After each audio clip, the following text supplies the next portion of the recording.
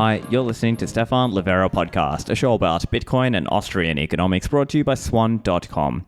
Today, we're talking about Bitcoin cryptography and scripting with Andrew Poelstra, Director of Research at Blockstream. So this is the second part of my interview with Andrew, and we get into some of the details about what the team is focused on and what it looks like for Bitcoin more broadly over the years, whether that is from a cryptography perspective and also from a scripting perspective. So on to the discussion with Andrew.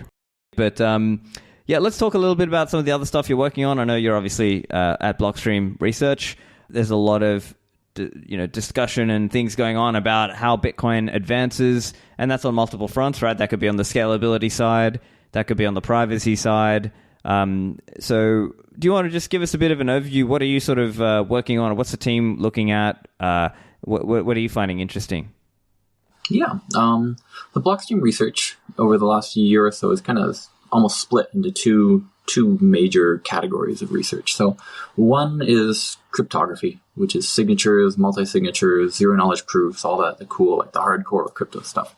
And the other is scripting, which is miniscript, which we talk about a lot on Bitcoin, and also simplicity, which we talk about increasingly a lot, but it's still not really deployed anywhere. So to give a brief overview, I'll maybe start with what's happening on the crypto front. So one thing is we've been working on bulletproofs plus. So for a bit of context, we developed in 2015 at Blockstream, we developed this scheme called confidential transactions, which is a way of structuring transactions in a blockchain so you can't see the input or the output amounts. So you can't tell what's changed and what's not, and you can't tell, how much money is moving in any given transaction. But you can verify that all the transactions balance, right? So you can see the fee, and you can see that your inputs minus outputs is equal to that fee, basically. And that's the only thing you learn. So it's zero knowledge in the particular values. We extended that in 2016 to confidential assets, which now it's all just confidential transactions. We added asset support, which actually showed up a year later. It wasn't clear how to make this compatible with having different asset classes that don't mix inside of the zero knowledge scheme. And we deployed this on Liquid, on Blockstream sidechain Liquid. Confidential transactions with or without asset support have also appeared in Monero. I think they were the first to adopt it outside of Blockstream. On the various Mempool chains, in particular Grin. I think Litecoin has it now. So it's made this confidential transactions tech has kind of made some inroads in various places. Not so much on Bitcoin because, for one thing, it makes the transactions much bigger and slower to verify. And for another thing, it means the soundness of the system now depends on cryptography not being broken. So right now in Bitcoin, if the crypto gets broken, well, maybe people can fork the chain and the blockchain fall apart. And maybe people can steal coins and reverse private keys or whatever. But what nobody can do is inflate it, right? So if we look at the state of the system in Bitcoin at any given time, we know how many coins are out there. And if there's some catastrophic break, we can sort of say, well, the break happened at this point. Here's where the coins were before that, and let's somehow figure out how to go from there. Whereas, and I guess to point out here, that's not a theoretical risk, right? Zcash did have a hidden inflation bug, right? Exactly, yeah. And Monero almost did. Monero had this kind of neat 8x inflation bug, although it appears the Zcash one was really insidious because it was hidden. There was a bug in the crypto, and if it was exploited, nobody would be able to tell. Right, and the exploitation would have involved just creating money from thin air, creating coins from thin air. So the supply of Zcash, arguably nobody knows, right? With Monero, they had an inflation bug in the crypto, but fortunately it wasn't hidden. Had anybody exploited this on Monero, then it would have been visible. You could go back and look at the blockchain history. And actually in Bytecoin, which you may surprise you to know is still around, which was a Monero predecessor that was run by some scammers somewhere, the bug was actually exploited on Bytecoin. So there have been actual inflation bugs. So Bitcoin is really thanks.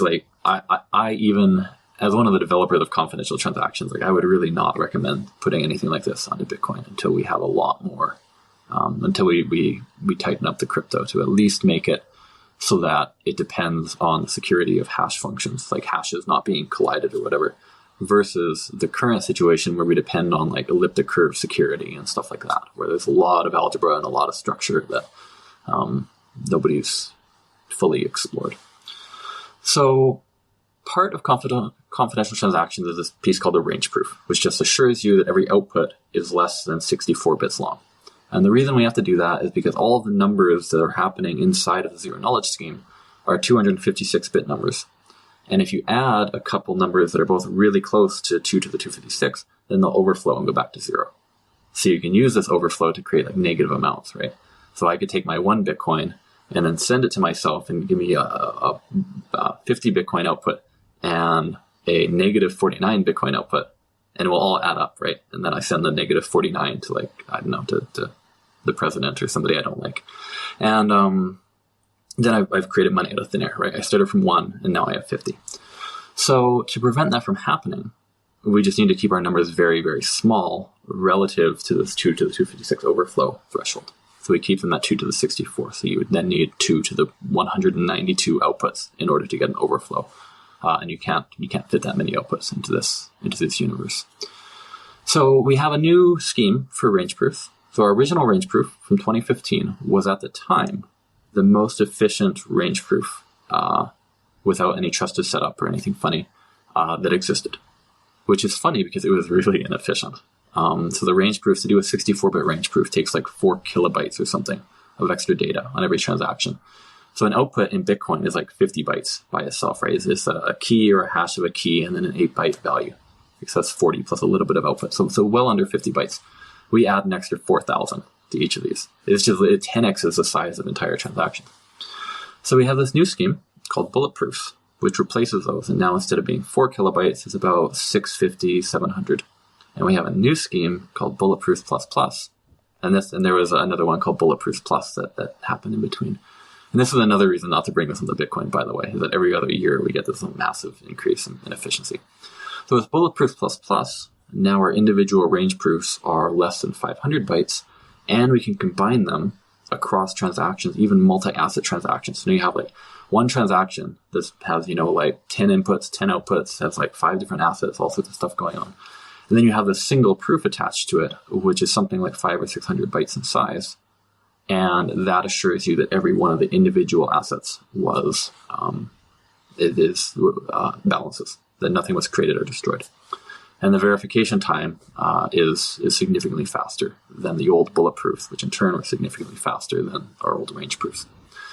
So that's one thing we've done. So we hired Liam Egan, who is the cryptographer who developed this Bulletproof Plus scheme. And with his help, we've been working on implementations of those, implementation of Bulletproof Plus, compatibility with other zero-knowledge proof schemes. So this not only does range proofs, it does arbitrary ZKPs, but it does a lot of cool stuff. Compatibility with these other ZKP schemes, working on getting the paper into shape. So we want to have like a really rock-solid proof that will pass peer review and stuff, and not require, like 3 Blockstreamers to spend 80 hours like studying it in great detail, because no amount of peer review is going to compare to that. So we're working on simplifying the scheme, on finding ways that we can streamline the paper and make it lay out more clearly and stuff. So there's a lot of work going into that. So that's the ZKPs. Separately, and I realized I spent like 10 minutes on like the part that I personally find the least exciting.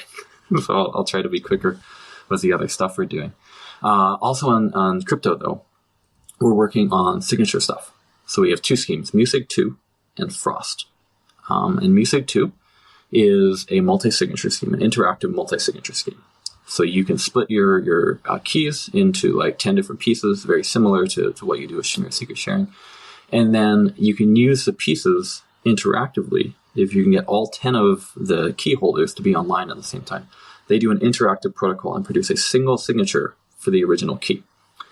And the cool thing here is that none of the data they exchange with each other is secret. So you could have, if any of your signers is malicious, they're not able to learn the other signer's secret key data or produce false signatures or anything. All they can do is just screw up the protocol and like fail to sign. So that's pretty cool. So this is, and then the result is just a single signature. So this is great. I mean, it's all the efficiency and like low fee privacy benefits of Shamir secret sharing, but it's actually an interactive thing where you don't need to bring all the key material together.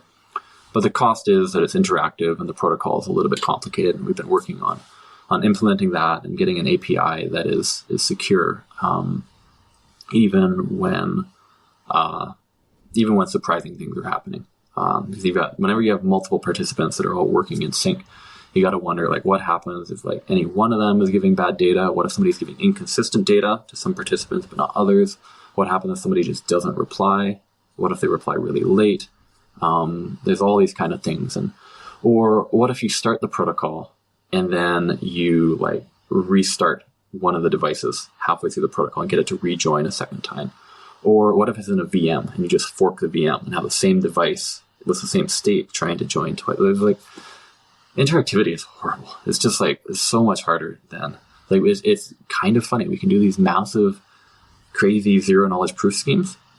And as complicated and huge as they are, they're actually easier to develop than are these interactive schemes, even ones that just produce a single signature and do nothing else. Somehow the interactivity just it explodes. And Frost is like music, but for thresholds. And here the interactivity issues actually get exponentially worse. It's really quite a thing. But the idea there is that you can split your key into like 10 pieces. And now rather than needing all 10, you could have any 3 or any 5 or any 7, whatever threshold you want. And many of them will similarly be able to do an interactive protocol and basically fill in the gaps of the missing participants and then produce a signature with the same key. So that really does get you the same power as Shamir secret sharing. But it's even more that there's now a complicated setup process and the protocol is even more complicated. So a lot of what our crypto team has been working certainly with each other, but also with some external people, Jesse Posner, Lloyd Fournier, several others who I'm blanking on now, to try to spec this out, get like a BIP quality draft for like, here's the exact protocol and here's all the bytes that go on the wire and here's who says what to who and so on. Get an implementation, a significant amount of review on this implementation, and then eventually get this out and have hardware wallets that can support that. Because that will be like a really exciting change in the Bitcoin space. If now, whenever you look at keys on the blockchain, you can't tell if that's a single key from one wallet, or if it's a multi-signature key, or if it's some sort of threshold signature key. Or even in principle, you can do like arbitrary, like 2 of 3, of 2 of 3, and like create trees and stuff and still build these interactive protocols. We call that nested music is what we want to support and that we've been working on supporting. So there's been a whole ton of work there, getting a spec, getting an implementation, getting review on all of this stuff. And then also on the academic front, there's actually continual improvements on the strength of our proofs and the efficiency of the scheme and stuff like that. So we just had a paper accepted to Crypto 2023 that I think we presented, or one of our external collaborators presented yesterday at Crypto, which gives a better proof of a much more solid academic proof of the security of Frost, even in the presence of participants who are misbehaving and like not present and dropping out and stuff like that. I think that's it for crypto. Yeah. Okay. Yeah. And I mean, I know I just did an episode. I haven't released that yet, but that's the one with Brandon Black, who was talking about the experience with BitGo and implementing music too. So we spoke a little bit on that. And so, yeah, interesting to see that. And then also the guys, the Frost Snap guys, Nick Farrow, Lloyd Fournier, and then there's Jesse Posner, as I understand, working on Frost as well. But it seems like another level of complexity. And people are going to bring it to Lightning. Yeah, right. And and I guess some of this stuff might even be some of these complicated aspects may be used in Lightning as well. Okay, so that's on the cryptography side. And then on the scripting side, do you want to just touch on what's happening there, like miniscript and some of the other stuff? Yeah. So we have kind of two main projects there. So one is miniscript and the other is simplicity. And so miniscript is a way of modeling Bitcoin script so that you can reason about what your script is doing as a set of spending conditions rather than as like a bunch of opcodes. So the problem this solves is that on the blockchain, we have the script interpreter. So every time you spend coins, there's actually this like script system. It's not just like, here's a key, here's a signature. There's this whole complicated script system. And the way the script system works is that you have what's called a stack machine. You have this stack. You have all these blobs of data, one after the other. And you have all these opcodes. And so you go through reading each opcode. And the opcodes can like put things on the stack or pop them off or rearrange them or reinterpret these opaque blobs as like booleans, like should I do this or should I do that? It can reinterpret them as public keys, as signatures, as hashes, as hash preimages, as numbers, but they're just blobs, and then they like choose what they're supposed to be after being, mixed up and rearranged and so forth. Then at the last minute, we decide what the blob is supposed to be, and then do a signature check on it, or do an equality check on it, or add two numbers, or whatever. But the way that users think of Bitcoin scripts is as being spending policies, right? You think, well, I've got like a 2 of 3 multi-sig, but then there's a time lock, and after the time lock is up, then there's this other 2 of 3 of backup keys kind of thing. And the mapping between the user model of sets of spending conditions and the actual Bitcoin model of this abstract blob factory, right? There's a gap there. And bridging that gap historically has been the job of wallet authors, who need to write these complicated Bitcoin scripts and then convince themselves and other people that these scripts actually match the policy that they're supposed to affect. And they need to figure out how to estimate fees and figure out like if there are multiple signatures going on, in what order do they appear, and do you have to stick booleans in between them, and like what's the largest size that this all could be, and so on.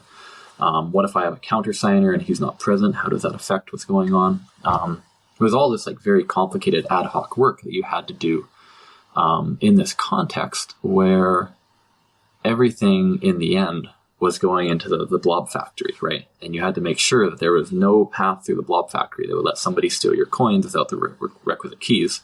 And also that every path that involves the keys actually will let you move the coins, right? You don't want them to be frozen. You don't want them to be stolen, as always. So miniscript lets you model, takes a subset of script that can handle signature checks. It can handle hash preimage checks, like what Lightning HTLCs use to kind of propagate data between different channels. And it can do time locks. And it can combine those, and it can say like, you take an and of these or an or of these, or like 2 of 3 of these kind of things. You can kind of build these trees of different spending conditions. And you can directly serialize the tree into Bitcoin script and deserialize it and like rebuild the tree.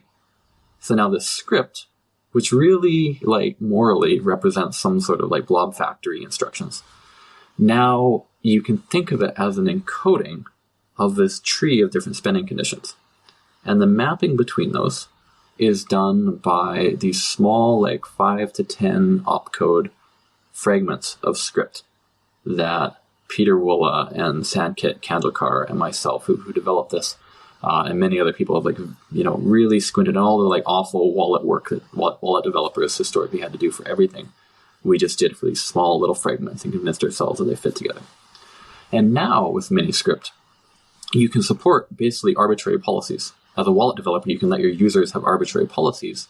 And as long as you can fit it into the miniscript framework, then you can produce a script that does that and be assured that it's the correct script. And then when you want to do any sort of analysis, you just pop the script up into the tree and do the analysis on the tree.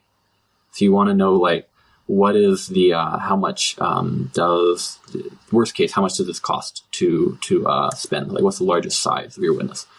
Well, you go through the tree, right? If you have an and at the bottom, you say, well, I have to take the size of this plus the size of this. And then you hit an or. Well, I have to take the size of this or the size of this, whichever one's bigger. That's my worst case. You go through, and then eventually you get to a signature check, and you're like, okay, that's a 64-byte signature, 64 bytes, right, kind of thing. And then you just go down, and then now you have this very easy to compute bound on the size of what you're doing. If you want to know what signatures are required, you can easily get a list of what signatures are required. If you want to know, is it possible to spend these coins without a particular signature, you can just analyze the tree and answer that very efficiently. If you say maybe you need like some set of signatures and you've got a whole bunch of signatures, but you don't need all of them, how can you figure out the most efficient choice of which signatures to use and which ones to not? You can just do that from the tree. So we can actually get, in many cases, more efficient outcomes for wallets in terms of transaction size using miniscript than we did from the hand-rolled kind of code that we were working before, because we were able to just like aim so much mental firepower at this small set of fragments that are easier to reason about and compose in this nice way. Yeah. So we've been working on this for a number of years. Just in the last year, there's been a lot of development there, right? Yeah. Pardon? there's been a lot of development there, right? I know the Liana team are working on it, Anchor Watch, Rob Hamilton and them. I know the Ledger, Salvatore, Ledger guys are working on it. And more hardware wallets are adding support for this. So it's there's been a lot of progress in the last year or so on miniscript. Yeah. And I'm not really sure what happened. All of a sudden, like, people were like really excited about it because we've been working on this for a few years. And it's it is actually fairly complicated. It's significantly more complicated from a technical point of view than like what's in the Codex 32 book or stuff like that. So there's this whole new script framework and then this policy framework. And like, as a wallet developer, like, how do you present these policies, right? If you have a wallet where the coins can be spent, if the wallet signs or if a different wallet signs, neither one of them should like present to the user that they solely own it. Like, how do you communicate that? There's also difficult product questions to answer that people are starting to answer. And then on the kind of low-level development of miniscript side, a lot of what we've been doing is extending miniscript to work with Taproot. So Taproot gives us this whole new way of doing ORs, where you have this whole tree of different scripts, and any one of them might be used. So you kind of reveal the particular script that you're going to use. But you could, in principle, have a Taproot output that had like 1 billion scripts in it. And then at spending time, you decide which one you actually want to use, uses whatever particular signatures you have available or whatever. And then you reveal that one script out of 4 billion. So now this completely changes the kind of trade-offs that you make and the way that the weight of your program relates to the signature set that you have and stuff like that. And it affects PSBT. So what data do you need to encode in a PSBT if you have multiple wallets cooperating to build something? How do you indicate which branch you want to take? Do you need to reveal all the branches? On chain, you never reveal all the branches. You only reveal one. So we need an encoding format for that. And so Taproot's actually put a lot of extra work on us for miniscript, which is in some ways a little bit ironic because a lot of the design we did in Taproot in terms of the script system was to make miniscript easier to implement, to get rid of like multi-dimensional limits and to kind of simplify the way that we do this analysis. But just the whole Taproot model is a big difference for miniscript. So we've spent a lot of time working on extending that. Back to the show in a moment. Are you interested in Bitcoin development? Are you interested to learn how to be a developer, or are you already a developer and you need to actually learn some Bitcoin-specific skills? Base 58 is a Bitcoin protocol school by Lisa Nygaard, and this is the place to get guidance in your Bitcoin developer education. Base 58 has classes and materials ranging all the way through from beginner developers all the way up to expert level classes, and there are online classes as well as in-person intensive classes where you can learn in a safe guided pathway from Bitcoin and Lightning experts. The Taproot intensive in-person class is coming up soon, and it will cover using Taproot, TapScript, Schnorr, Frost, and Music 2. This in-person Taproot intensive class is coming up just prior to TabConf in Atlanta from the 4th to the 6th of September, and this class is on again in Austin, Texas, 13th to 15th of November. Go to base58.info to find out more. Mempool.space is a comprehensive Bitcoin explorer covering the entire multi-layer ecosystem of Bitcoin. It's not just a plain old block explorer. Now, many of you know you can go there to target the fee for your transaction, whether that's low, medium, or high priority, but you can also search transactions, you can look at the mining tab, you can see the Lightning Network Explorer, and don't forget, Mempool.space is open source software that you can host yourself. So if you don't want to trust a third party, you don't have to. And if you're with an enterprise, Mempool.space actually also offers custom Mempool instances with increased API limits and additional access to the team. So you can find out more about all of this over at Mempool.space. Okay, and with the scripting, my understanding from earlier years of Bitcoin is that there were, I guess, part of the limit or the restriction is that you didn't want I think it's a sig hash limit, isn't it? So it's the idea that you don't want like a particular transaction that can like crash someone else's Bitcoin node, or that it can be too onerous. So how do you sort of think about that and combine with miniscript? Is it just that miniscript only deals with the Bitcoin script that exists today, or a subset of that, and how do you deal with that sig hash limit aspect? Yeah. So there are a couple different limits, and we were able to kind of simplify the whole kind of landscape of this. So one was So one issue that SegWit addressed was that we had this quadratic hashing issue. Now, this is kind of an old one, and I'm not sure if this is what you're referring to. But the idea that if you structured your transaction properly, you could have a 1 megabyte transaction, so it fills the whole block, but forces the validator to hash like 10 gigabytes of data and take like 20 minutes to validate this block. And then by then, whoever mined this is laughing and has already produced 3 blocks and now it's taken over the chain kind of thing. In SegWit, we were able to just like get rid of that quadratic hashing. So basically, if you have a 1 megabyte transaction, then you have to hash 1 megabyte of data to validate all the signatures on it. Like we maybe it's like 1.5 or something, but we were able to get rid of that explosion in the amount of possible hashing that you'd have to do. Another limit is we had what was called the SIG-ops limit. And here we had a limit within a script where you have a limit of how many opcodes you're allowed to use, 201. Separately, I think within a block, you had a limit of like 1,000 SIG-ops that you were allowed to use. And so a SIG-op is specifically an opcode that does signature checks. So check sig and check multi-sig are the 2 opcodes. And the thinking behind this, right, is that the signature opcodes are significantly more expensive than the other opcodes. So you want to have a much lower limit. Like across the whole block, you want to kind of cap that, I think was what Satoshi was thinking with this limit. But the problem is, as a miner, is now you have these 2 different things. You're trying to get the most fees per byte. So you're trying to, cram the most transaction activity into your block. But then you have the separate limit, separate from your weight limit, right? So you can have at most 4 mega weight in your block. Independently, you can have at most 1,000 SIG-ops. And then as a transaction developer, you have to think about this as well. You have to say, well, my transaction can only be so big to fit into the block or to be propagated. I can only have 201 opcodes. I can only have 20 SIG-ops or whatever the standardness limit was. I can only, my script can only be a certain length. My stack elements can be a certain length. There was 10 different limits that you had to simultaneously stay beneath. And it was basically impossible. It was NP complete to solve this in general. So as a result, we had to do heuristics and do kind of suboptimal things. So in Taproot, we got rid of a whole bunch of that stuff. So we left some limits in that were super high and that nobody would realistically ever hit. So I think you aren't allowed to have more than 10,000 stack elements. So if you have a script that has 10,000 signature checks in a row, then you're going to be in trouble, kind of thing. But in order to get that 10,000 at, I guess, about 100 bytes, I'm going to confuse my zeros, but you would need a megabyte of nothing but signature data. It's just not a realistic case. For the opcode limit, which was a real limit, that really was causing us grief, the 201 opcode limit. So we got rid of that. There's no opcode limit. Because every opcode you use uses a byte of space. And you already have to pay for every byte of space you use in a transaction. So what's the point of having the limit, right? It actually does not achieve anything because people are already limited by how much of the block space they're willing to pay for. And then for the separate SIG-op limit, we got rid of that. And we said every SIG-op costs you 50 bytes.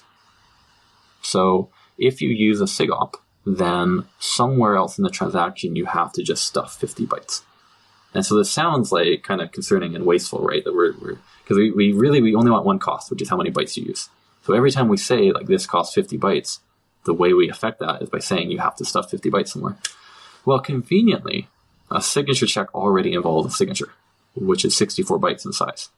And so the signature is already large enough. Just by paying for the signature, you have paid for the SIG-op. So we're able to effectively get rid of that limit as well. And using script, you can find ways to run into it, right? Where you take the same signature and then you duplicate it 100 times in script. So every duplication only costs you 1 byte instead of 64, and then you check them all in. But realistic uses of Bitcoin script, every SIG-op will be accompanied by a signature, and the signature you have to pay for is going to be 64 bytes. So then you're paying 64x the cost for a normal opcode as you are for a SIG hash. No need for anything special. So we were able to get rid of that. And so as a result, in Taproot, when you're creating scripts, you basically just have to think about how many bytes will each part of the script cost you. And you have to pay for that many bytes. And you're not going to run into a situation where you go above some limit and suddenly your transaction is invalid, which used to happen. Right. You can just say like, I gotcha. right? So it's an optimization problem instead of I think, avoid all these surfaces problem. Got it. Okay, yeah, I think I was referring to the SIG-ops limit because I think I'd seen some writing from you, and you were mentioning this limit, and I was curious if that sort of played into miniscript. Okay, and so when it comes to simplicity, this seems like it's a sort of like a far off thing that everyone seems to talk about, or not everyone seems to talk about, but people mention it being this far off thing. But I guess I haven't been quite able to put my head around this, even though I try to read the blog posts and things like that. Could you explain it for us? Like, what is the idea here? What would it mean for us? For sure, yeah. So simplicity is something we've been working on for a long time, right? And so it certainly gets this reputation as like something that's like some weird research project that Russell O'Connor has been quietly working on for 6 years, and no one knows when or if it'll see the light of day, kind of thing. But it will, for some sense of light of day pretty soon, and I'll talk about that. But the premise here is that suppose that we took the miniscript model where your entire program was a tree, and you kind of reason independently about parts of your tree, and then reason about how they're clipped together. And you build an entire language out of that. And then rather than having the leaves of your tree be these kind of complicated, hairy things like signature checks that involve like millions of elliptic curve, not millions, thousands of elliptic curve operations and field operations and stuff, and hash checks that involve like running through this whole SHA-2 thing, and time locks that involve reference to the entire blockchain and limits. How about our leaves are just like fundamental computer science, like the minimum kind of fragments of computation that you would need to, in principle, build up a computation. And in the case of simplicity, we do that. The two fragments that we use, we have one called unit and one called idem, the identity. And the unit one does nothing. It just like outputs a null value, basically. And the identity one takes an arbitrary value and outputs an arbitrary value. And then amazingly, by combining those in various ways, and it's a little bit more involved than and or, and threshold now, we can compose these in various ways, in 7 ways in particular, that will allow you to construct a program that can express any arbitrary computation. And actually, the resulting language, there are 9 combinators with idem and unit, and these 7 other combinators. And together, they're so small that they fit on a t-shirt, which I happen to have right here. Okay. Believe it or not, this notation is useful. The reason that I had it there is that I use this shirt as a reference because I'm too lazy to open a PDF or get it on the screen. What's cool about this is that because each of those, despite being in this like opaque, scary mathematical language, are computationally and conceptually extremely simple things. So you can express those directly in Coq or Agda or Idris or F# or whatever kind of formal proving computer-assisted proof scheme that you might want to use. So you can create an actual formal model of exactly what a simplicity program is inside of a theorem prover, and then you can get machine checkable proofs of whatever property that you might want. So in miniscript, like I maybe kind of hinted at that, right? So if you want to know, like, is it possible to spend these coins without my signature? Am I really a cosigner? Then you can do that. There's a mechanical process by which you can do that. But the mechanical process is a little bit of an ad hoc kind of thing that depends on the structure of miniscript and assumes that the actual semantics on chain or what you expect. And because it's all a little bit ad hoc and thrown together, if you're trying to do something really complicated and say like, well, suppose I need these 10 conditions to be true of my script, and then together these conditions imply, something.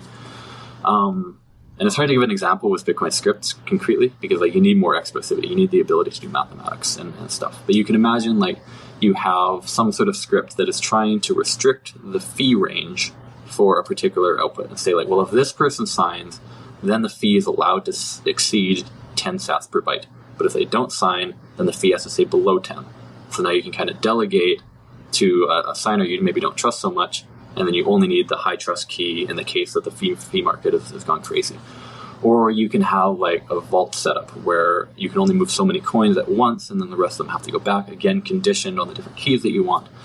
And you can imagine trying to describe all the different conditions that need to hold. And then a miniscript, or a hypothetical miniscript extension, you could probably come up with an ad hoc argument for all these things. But now suppose you tweak something a little bit. Well, which ones of your ad hoc arguments are valid and which ones are no longer valid and need to be redone? And what about the way that you're connecting these and stuff like this? you'll quickly find that over the life cycle of a program, just like tweaking it and then trying to like correspondingly tweak your ad hoc kind of informal arguments, you're going to eventually slip up, and then you will accidentally have a program where it's possible to move the coins when you don't expect, or impossible to move them when you do expect.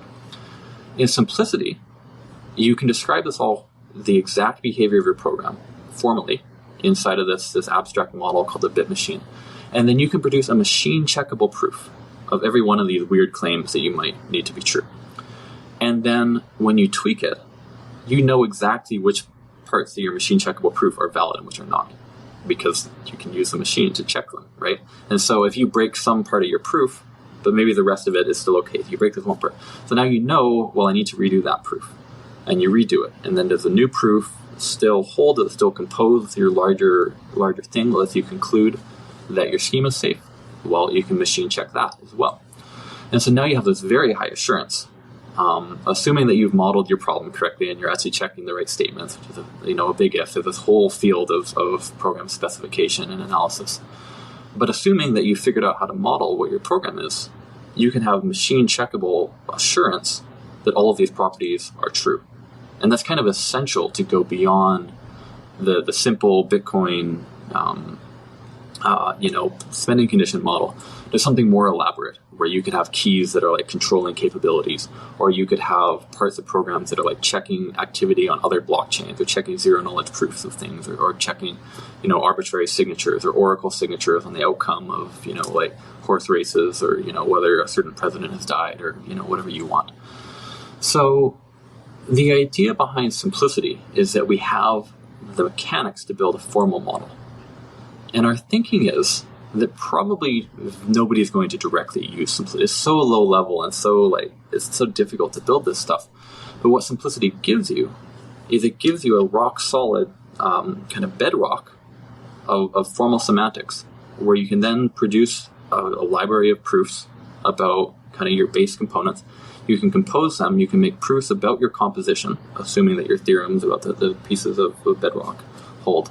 And you can say pretty strong things.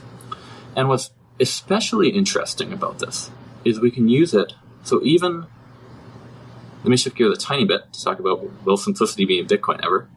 And yes, one day, at least 10 years from now, I hope, right? Like it's as far away from Bitcoin. But even before we get simplicity into Bitcoin, or anywhere near into Bitcoin, what we can do is we can use simplicity to model extensions to Bitcoin.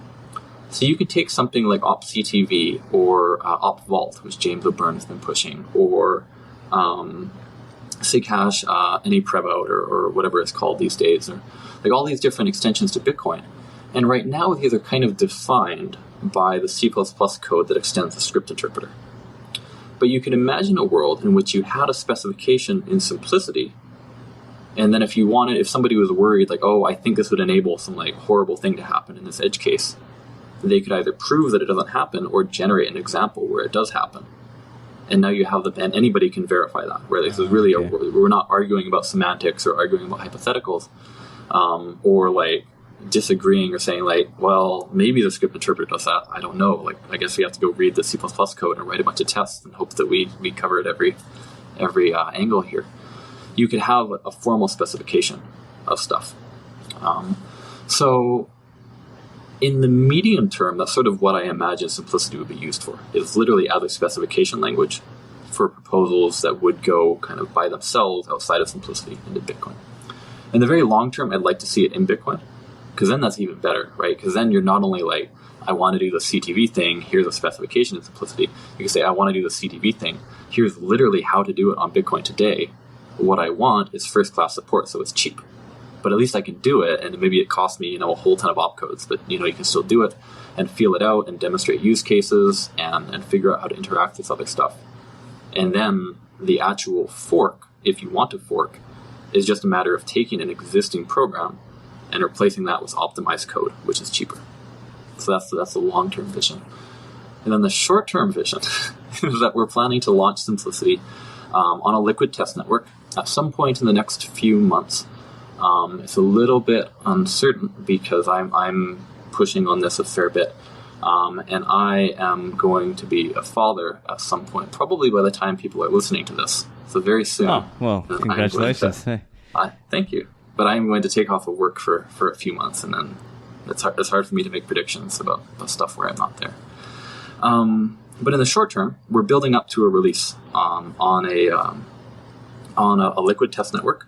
We would like this release to include example programs and some developer tools and like a toy wallet that people can play with. And we really want to have like a coherent like package that people can use, where we're not kind of just throwing the white paper or the t-shirt at people and saying like, figure it out. We really want this to be tangible. Bearing in mind that it is a very low-level language and it is very complicated to use, and our eventual goal is not that people would use it directly. It's that specifiers will be using it with a whole bunch of machine tooling to help them out and so forth. But we want people to be able to play with it, and we want to deploy it on a real blockchain, Liquid. And we are gearing up for sort of a testnet release where we can start doing demos with this and start thinking about how we can build real stuff. So that's been pretty exciting, and in my day-to-day work, that's probably the thing I spend the most time on is pushing forward on that. Stuff. Yeah. Back to the show in a moment. The lead sponsor of this show is Swan.com. Swan.com is the place for safe and easy Bitcoin buys. You can set up a recurring purchase plan. You can also do a one-time buy or a smash buy. And Swan offers free custody in your own legally owned trust account with free automated withdrawals to self-custody. Now, if you are a high net worth investor, you might be interested in Swan Private. Swan Private is a trusted partner on your Bitcoin journey. You get a dedicated Bitcoin expert, you have exclusive events, support for retirement, trust, and corporate accounts, as well as Bitcoin and investment research. There's all kinds of support that the Swan team can offer you, whether that's education or help with your self-custody. Go to swan.com and sign up for more. When it comes to securing your coins, you need reliable Bitcoin hardware, and Coinkite.com makes the best. They've got the Coldcard Mark IV, which is an extremely reliable and ultra-secure device that you can use without even phoning home. You can plug it into the wall and not even plug it into a computer. That's the kind of security that you can get using the Coldcard with a micro SD card, and they've got a new device coming out soon, which is called the Q1. So that's also available for pre-order. They have a range of other devices, such as the Tap Signer and the Sats card. The Sats card is like a physical, smaller way of sending Bitcoin around to people. It's kind of like the new version of the Open Dime, for those of you who know that. So there's a range of devices and accessories you can get over at Coinkite.com. Get a discount on your cold cards using the code Livera over at Coinkite.com. And now, back to the show. Okay, interesting. Yeah, so, because it does raise all these questions around, as you said, you've answered in terms of what does it do, what is it for. I'm curious as well if you have anything to add around some of the discussion about covenants, right? So there's discussion about that, and, people have various thoughts. There's different camps out there, right? There are people who are like, CTV didn't do enough. Right, some people are in that camp, and then maybe a few years ago there were a lot of people who were anti-CTV, and now I think it seems like more people are maybe mildly positive on CTV because maybe they see ideas of how it could be used in practice, and then I guess the questions people are asking are things like, are recursive covenants bad for Bitcoin? Is that going to be a bad thing, or is it actually something else that they are objecting to, whether it's like something they heard about in Ethereum having a global state machine or some other aspect that they're critiquing. How are you seeing some of this and when it comes to Bitcoin? So yeah, I'll just throw my own voice. I think you summarized all these different ideas. I would say I'm in the camp that thinks that CTV doesn't go far enough. I would rather have CTV than have nothing. So I guess that's like mild support. But certainly I think that we should have it. I would rather we have a general covenant. Kind of like a fully general, like do recursive covenants, do non-recursive covenants, do literally everything. And a long time ago, I was kind of in the camp that was quite worried about recursive covenants. Because there's these kind of like doomish kind of ideas where you can imagine using recursive covenants to like attach some sort of like watermark or like some sort of like Federal Reserve signature to coins or something. And then like you can imagine there's regulatory pressure to how people move their coins into this special covenant where like somehow the coin is tainted or whatever. And then once it's in the covenant, it can't come out. And then wallets would start to support this. And then gradually all the coins would move in and they can't move out. And then all of a sudden, every single Bitcoin, not all of a sudden, but gradually this whole virus takes over the whole Bitcoin. I'm very unconvinced now about the scenario. So for one thing, there are some big technical barriers to it. Even with covenant support, it would be expensive. It would increase the fee burden on every single transaction. So wallets would not want to support it because it's going to make everything more complicated or more expensive. It would make everything more complicated. It's a whole bunch of extra code to write. It's a whole bunch of extra things that the wallet developers have to do and get right. It probably opens them up into some sort of legal liability because it's unclear whether like a debt in Bitcoin can be settled by tainted Bitcoin and so on. And so now like people don't want to touch that. And there's no shelling point around this, right? Like maybe like somehow there's like a world government that says we want this covenant. But like, no, in real life it's going to be like 10 different governments making 10 different incompatible demands on people. And most people will like strongly dislike at least 9 of those, probably all 10, right?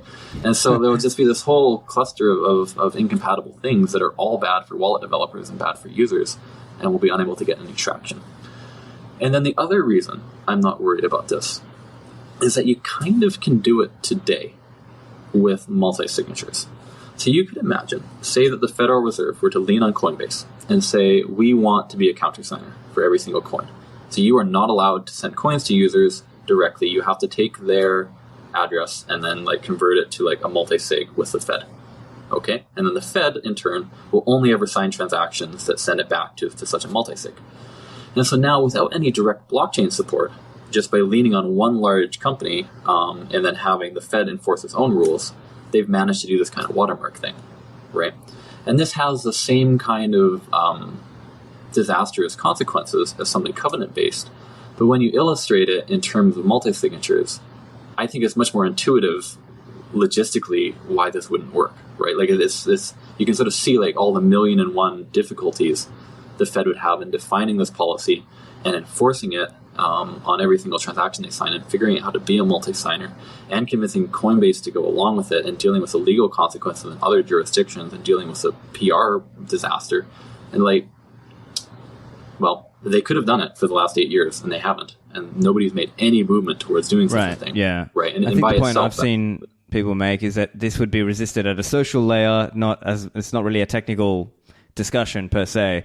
And the other argument, and I think I agree with this point, which is that you, the user, are opting in. So you the user, can say, I'm generating a Bitcoin address, pay me to this Bitcoin address. And if I don't get paid to that Bitcoin address, well, I haven't been paid. Yeah, you know? Exactly. So it's kind of like opt in anyway. So if you want to opt into a covenants context and I generate some kind of covenant address and the exchange or the counterparty pays me into that, well, that's another whole thing because I opted into that. It's not like they can externally impose it on me when I didn't ask for that. So I'm not too worried about that. But I guess, do you see like a technical reason why, recursive covenants or things like this could be bad for Bitcoin or bad for the network in some way? Or is it not really? So a technical reason, I don't think so. Like in terms of efficiency of the network or efficiency of the script interpreter or like vulnerabilities in anything, or like wallet mode, the surprising behavior, I really don't see any technical reason not to do this. And in fact, technically speaking, we've come very close in the past. Right, and you've done some blog posts on OpCat, right? Right, yeah. Like, for example, if we had OpCat or anything that resembled OpCat, we'd actually already have a simple form of covenant by abusing the taproot signatures to act as a to get you a hash of your transaction. And even before this, you could use ECDSA. Actually, if we had sig hash any prevout with ECDSA, you could use that to get a very limited sort of covenant. And again, like it's like a really twisted kind of logic that you have to do and be very inefficient. My point is just like, it's very difficult to avoid covenants, it turns out. We've been technically very close. And fortunately, even all these accidental covenant proposals, if they had turned out to work, if like a couple minor things had been different, they wouldn't have been harmful either, right? So it's not like we we really dodged a bullet there. It's just like, it's kind of a weird property of the script interpreter that we didn't expect. So technically speaking, I don't think there's much. I think the reason for opposition are in part the social one about like contagion, And a newer one that you kind of hinted at about maybe this enables colored coins or multiple assets, or like somehow economically decouples Bitcoin transaction activity from paying miners, because like you have these like zero Bitcoin valued outputs that like somehow represent colored coins and so on. And there again, I have less of like a confident like that's impossible kind of thing. But there again, it's kind of possible today to do stuff like this, right? And I get that there's a lot of social resistance when people try to do stuff like this, but you don't really necessarily need covenants to do something like colored coins, to have multiple assets on Bitcoin. Gotcha. I mean, RGB exists today, right? Like, yeah, RGB exists today. If you want, fungible tokens, if you want NFTs, ordinals, right? Right. And that's a bad example. People really don't like those. And I apologize because it's kind of my fault. That all the script limit relaxation I was talking about for Taproot. That's why we can do it. Right, but I think people did make the point that this stuff was even possible before, but just in other ways. Yeah, right. If you're willing to split up your image into like multiple 32-byte chunks, you can hide it in signatures, you can hide it in public keys. Counterparty used to do this in like 2014. They would use like one of two check multi-sig opcodes, where one of the keys was not a real key. It was just data that they were sneaking in, kind of thing. So, yeah, I certainly I don't regret relaxing these script limits because it makes one particular form of data stuffing like possible. Each decision made sense at the time. And I guess the other one people are saying is, oh no, the SegWit discount, or the 4 million weight units. But even then, you would still say that still made sense at the time, and still makes sense now, even now. Right, yeah, I mean, that's exactly right. You can point to every individual part of the system and say, well, if this part we tweaked somehow to like shove a wrench in this thing I don't like, well, okay, you could, but I mean, you shouldn't just grab at random parts of the system and try to use them to gum stuff up, because there's a reason that that things work the way that they do, and we would undermine a whole bunch of legitimate use cases, and probably not undermine illegitimate ones, because there's a lot of ways to stuff data in the chain if you're really intent on it. Yeah. Okay, so I guess in your view, as you're saying, you would prefer something with, let's say, quote unquote, more power than CTV. What are you talking about there? Are you talking about like the TX hash plus checksig from stack thing, or other proposals? OptX, I think Rusty had one. What kinds of things would you be interested in? So right now, my favorite proposal, which is not even a proposal because I'm too lazy to make it, would be one where we add a bunch of introspection opcodes. So the idea is that you would have an opcode that just like loads the input value of the current input onto the stack, or loads like the output of the value of a particular output. You just load that onto the stack, and you have an opcode for each part of the transaction. You load it onto the stack, and then you can compare it to whatever targets you want, or say like this you can only have this many outputs, and like the total value can only be this much, and stuff like that. The way that like OptX and TX hash and these kind of things work is that they load the entire transaction data, kind of like the whole transaction, onto the stack in the form of a hash, and then they ask you to reconstruct the hash in terms of kind of a combination of free-for-all data, which isn't constrained at all, and data provided by your program, which then is constrained, and you try to get exactly the same hash.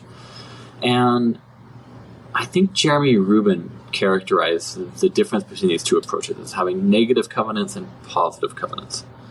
And through a subtle argument that I don't remember right now, one of these approaches is useful if you think that you're going to be restricting a small part of a transaction, but assuming the rest is going to be a free-for-all. And the other one is useful if you think that you're mostly going to be constraining your transaction to be a particular template, and then only allowing certain pieces to be a free-for-all. And I think that I haven't thought about this in a while, so I'm going to have to be careful. But my conclusion the last time I was thinking carefully about this is that I'd rather have the positive covenants. I'd rather have the ones where you point at a particular part of the transaction, you load that on the stack, and then add constraints to this. Fundamentally, they both have the same expressivity. It's like really about which one is more efficient under what circumstances. And maybe there's an argument for having both, actually, in this situation. But yeah, that's what I'm thinking. These new introspection opcodes is my wish. Okay, and so as I understand, there's already, so from that recent episode with Brandon, actually, he mentioned, we were talking a little bit about the introspection. As I understand, there's a little bit of, there are some of these introspection opcodes on Liquid today, but not in Bitcoin. Is that correct? Yes, that's correct, yeah. So we, kind of as part of our work in Liquid on extending miniscript to support, so Liquid a long time ago, actually, so since its inception, has had this checksig from stack and cat-based covenant system. And this is one of the oldest ideas for covenants. And the idea is that we take these like almost accidental covenants that come from the ECDSA signatures and we just promote them to being first class. So the idea is you have a signature on your transaction and you validate the signature twice. Once you validate it against the transaction, and the second time you validate it against an arbitrary blob of data. And if they both pass, the arbitrary blob has to be the transaction. And then you can deconstruct the blob and then start like putting constraints on it and doing covenants that way. And what we found on Liquid was that when we tried to use these checksig from stack based covenants in miniscript, we found that it was actually very difficult to make this fit into the miniscript model. Because miniscript tries very much to be local, right? It tries to, like, you have this tree of different things, like here's a signature check here and a hash check here and so on. And imagine we wanted to add covenants. So we say, well, and here, like, this output can only be this particular value, and the fee rate can only be this much, and like so on, and you and or and build these together. Well, with checksig from stack, and with all of these negative covenant proposals, what this means is every time you want to constrain one particular part of the transaction, you kind of have to load the whole transaction up, and then try to constrain this particular part, and then throw away the rest kind of thing. And in the end, what we did with miniscript was we wrapped the miniscript in this kind of script structure that we called the machine. I don't know where we got this name. Where at the very beginning of the script, we would load the whole transaction. We would create this arbitrary blob that represented the transaction. We would use opcat to break it into a bunch of pieces. We'd put all the pieces at the bottom of the stack. And then later, when we wanted to refer to them, we would use the depth and size, these obscure opcodes for manipulating the bottom of the stack to grab the data, to copy it out into place. And then we do our regular script, and then we drop everything from the bottom of the stack. The stack has to be empty in the end. And so what we were doing was we were taking this negative covenant construction, and then we were artificially inverting it so it became a positive covenant, if I'm using those two words correctly. We were inverting it so it became a positive covenant construction. And kind of the lesson that we learned from that is that we'd be better off if we just directly had positive covenants. So rather than doing this whole thing where we use checksig from stack to put all the data here, then having these opcodes where we like find the right index at the bottom and pull our data out, then wouldn't it be better if we just had an opcode that would just grab the data right from the transaction and put it there where we need it? And then we could fit that into the miniscript model. So we did actually add a whole set of opcodes for looking at all the different parts of the transaction into Liquid. And we were able to extend miniscript. We have this fork we call elements miniscript that actually uses these opcodes. And you can do covenants with this today if you want to go like find the source repo and build weird things on Liquid. It is like it's sort of specced out in a README document that's kind of fluid. Like it's all like a little bit experimental.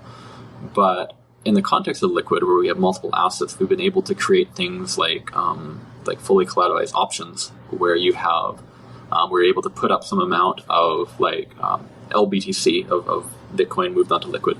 You put that up and say like these coins can only be moved at this date if you send me this amount of dollars in Tether, for example. So you can build options that way. You can make the negative side of that option be tradable. So it's not you're sending 50,000 to me, it's you're sending 50,000 to somebody who holds this like inverse option token. And just with these very simple extensions with these introspection opcodes, we were able to construct that stuff in the miniscript model, where we still had a nice tree that we could reason about and stuff, which is pretty cool. But we haven't done vaults, we haven't done op, or we haven't done sig hash, no input. There are a few things that we're pretty sure we could do if we like put our minds to it, using these introspection opcodes, but we haven't worked out the details yet. But it's something worth exploring if we wanted to propose it for Bitcoin. And so in some way, if you had introspection, you could replicate or do some of the functions of like APO or Vault. Yeah. And okay, so that's what you were sort of getting at that idea that you know if you had something with more power than CTV, you could do these kinds of exactly. functions. You can kind of simulate these things. And certainly if you went all the way and you have something like simplicity, which can do any computation, then you can emulate anything. And like even emulate it by writing a specification is a cool idea. And that's just kind of philosophically the direction that I would like to push things in. Yeah, interesting. Okay. And so I guess I take it then that you are, I guess, loosely pro APO as well, but you might, but taking what you're saying is that you might prefer it being done maybe in a different way than just APO, the proposal as it is today, or how are you seeing that? I kind of like APO the way that it is. So if you were to try to simulate APO using a general covenant construction or even using CTV, I don't remember if you can do that or not, the result will be pretty inefficient. I think if we want APO, we should have APO. And I personally think we should have APO. The arguments against APO were like kind of wallet safety. Like APO is very dangerous if you were like had like a normal consumer wallet and was willing to sign APO transactions. All sorts of bad, surprising things would happen. But I don't think normal wallets would do that. Like I think like Lightning wallets would use that in the context of the Lightning, bolts that, Lightning symmetry sort of context. Yeah. So, but I don't know. I mean, people tell me I'm not being cynical enough, but I think that I am. Like I don't think people would do this. I really don't. Right? It seems pretty radical.